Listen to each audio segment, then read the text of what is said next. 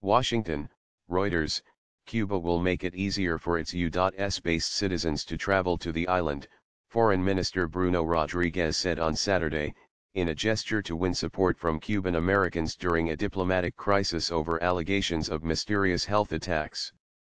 File photo: a child is seen in front of a house adorned with flags of U.S. and Cuba on the outskirts of Havana, Cuba, March 21, 2016.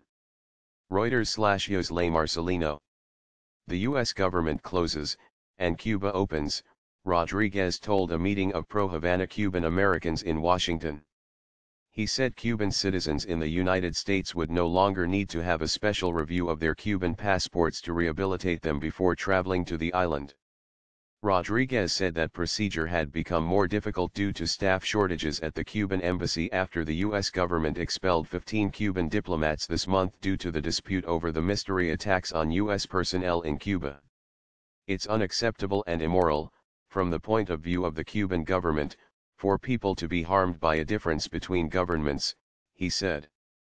Some Cuban Americans said Havana was simply acceding to demands that it should have acceded to long ago, like allowing them home without a special procedure.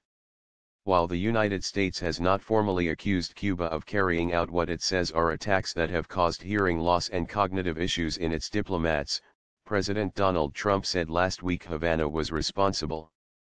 Cuban Foreign Minister Bruno Rodriguez speaks at fourth conference with Cuban residents in the United States at Howard University Hospital in Washington, U.S., October 28, 2017.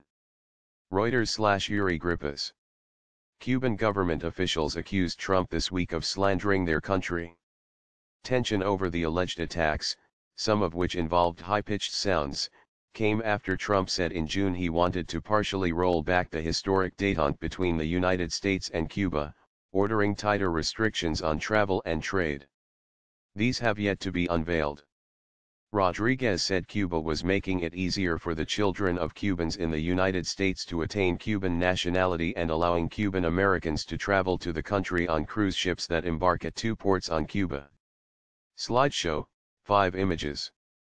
Havana will also allow some Cubans who left the country illegally to return, he said. There are roughly 2 million Cubans or Americans of Cuban origin in the United States.